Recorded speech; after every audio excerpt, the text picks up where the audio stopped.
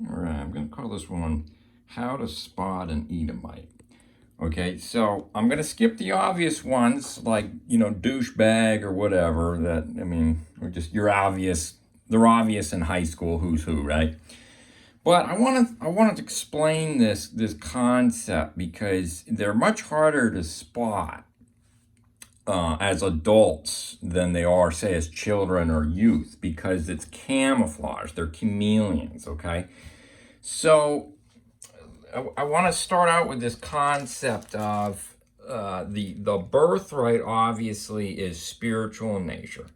So, and that's curtailing off of this concept of this prophecy is Esau will serve Jacob, and then basically he will come to pass or become restless, Esau, and he shall break Jacob's yoke from his neck. That's the death decree or the mark of the beast. Or because remember, Haman in Esther was a Agite, and that was in the lineage of Esau. If you follow that word, okay, guys.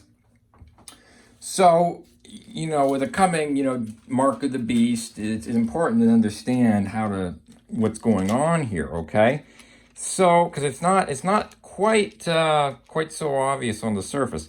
So anyway, let's talk about this concept where Esau sold his birthright for a pot of lentil stew, okay? So the main thing that you should really start to understand is, he says, look, I am about to die, so what profit shall the birthright be to me?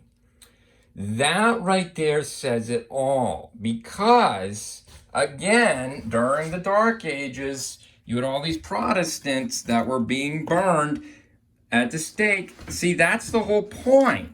They're dying, since the birthright is spiritual in nature, they're dying for the birthright. You see how that works? So this is what Esau did, is he opposified it. He says, see, they want to live. If there's an Edomite and a Jacobite, say on a desert island, and there's no food or whatever, deserted island, who's going to eat who to survive? It's going to be the Edomite eating the Jacobite. Cannibalism. You see what I'm saying? So the concept is you would rather die than sell your birthright. You see how that works? That's what a Jacob thinks. A Jacob thinks, I would rather die than cave in and sell my birthright, my eternal soul, if you will, right? So an Edomite thinks it's the opposite. No, I'd rather sell my birthright before I die. You see how that's working? Okay, so hopefully that's pretty obvious now. Okay, next thing we want to understand is this, Jacob was a dweller in tents, and Esau was a man of the field. So Jacob's in the tents, studying Torah, okay, and then Esau's out there. He might have been hunting Nimrod. Who knows? That's what some of the Jewish myths are, right? So anyway, Esau's going around hunting, killing animals. He doesn't care about the Torah. No, he's not in the tents. No, he's out in the fields. So what does that mean? He cares about the physical again. He doesn't care about the spiritual. He cares about the physical. So an Edomite's subconscious, or their persona, develops at a very early age in their childhood, okay? So, and they only have one eye. And I'm going to explain this very simply to you, okay? So you're on the playground. You're very, think about when you're 5 years old, okay? And this is where it's obvious to spot an Edomite. So Jacob's playing with his toy, right? And Esau sees it, and he wants the toy. What does he do? He goes up, punches him, whatever, takes the toy. Now, so he just took a step onto the black square. Okay, guys?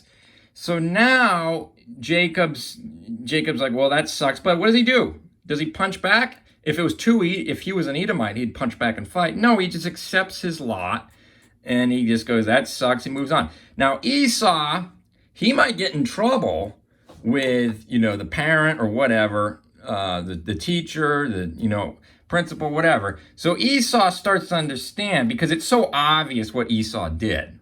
You see what I'm saying? Like, it's very blatant that he should not have done this. So what does Esau start to think?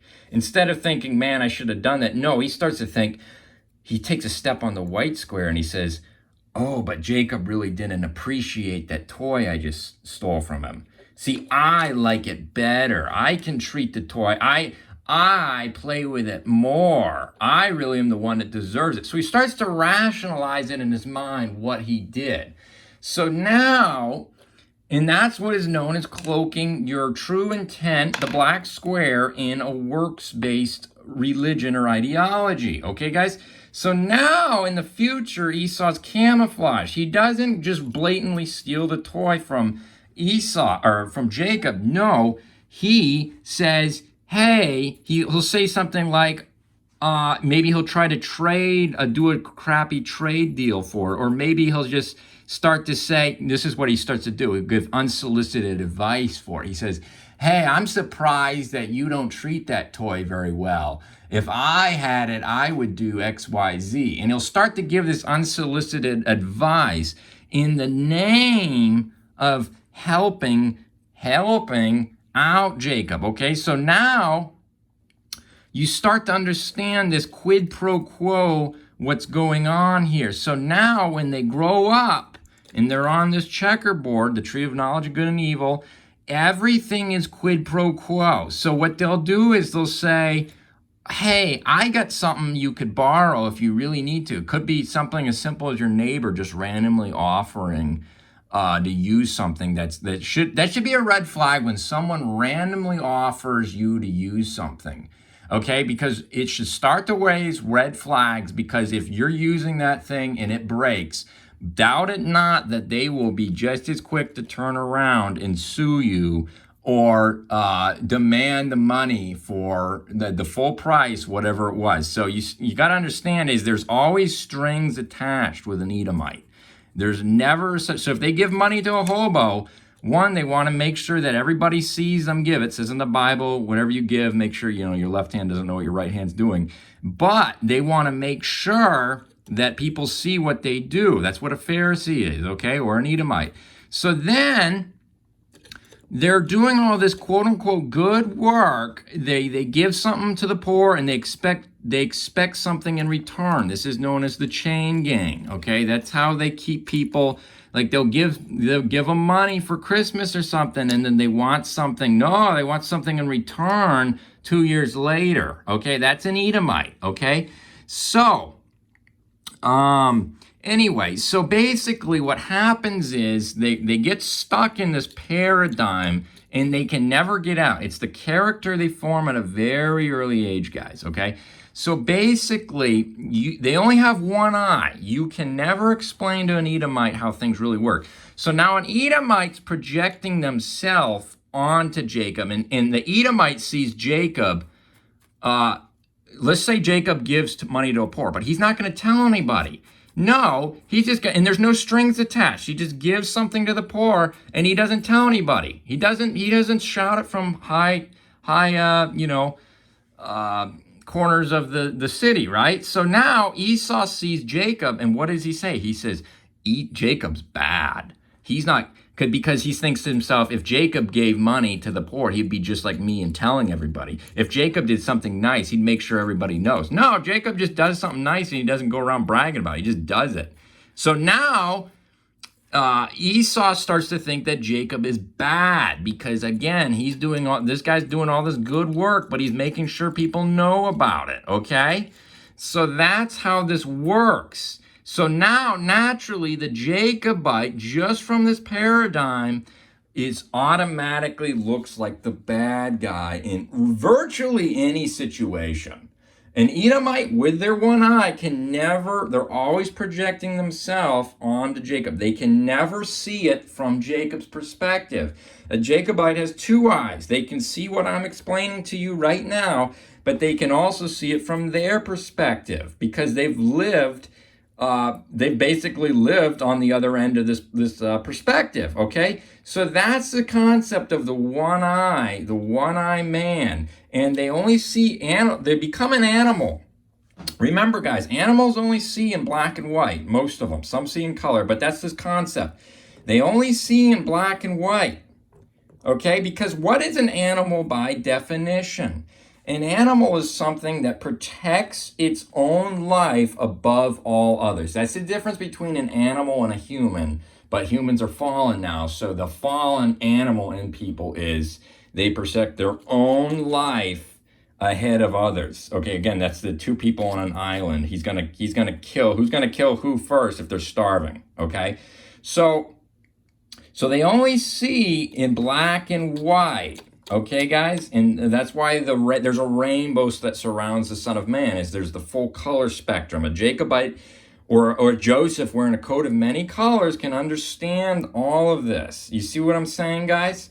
So hopefully that's starting to make sense now, because what happened in the fall was the tree of knowledge of good and evil. That's what this concept is, the jacket and the Boaz, okay, is you can think of it like a computer. Before the fall, it was the software that controlled the computer or the hardware, okay? So basically pure logic or logos. The word in Greek is called the logos. Logic, it's a logic board if you think about it, okay?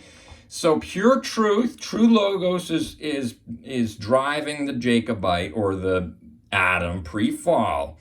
When the fall happened, it flipped things upside down, and now you have the hardware controlling the software of the computer. You see how that works? So now the impulses, aka the flesh, the physical, is now controlling this spiritual or the software. See how that works? Software is obviously spiritual, okay, in this concept. So that, again, is what's going on. Is an Edomite, at the end of the day, they're going to sell their birthright, because what good is it to them if they're about to die? Well, that's the whole point, Esau, because you're supposed to die for what you believe. You see how that works? Because their flesh is controlling the spiritual now. That is what is going on in this whole paradigm. Again, they'll do whatever they can to keep their own life. That's what's going on, okay? And that's the whole concept in Job, where he says skin for skin. When the devil says, he takes everything from Job and goes, big whoop, skin for skin, then he'll surely curse you. That's what he's saying. If his life is threatened, then he'll curse him. And then guess what? Job didn't curse the father. You see what's going on? Hopefully that makes sense.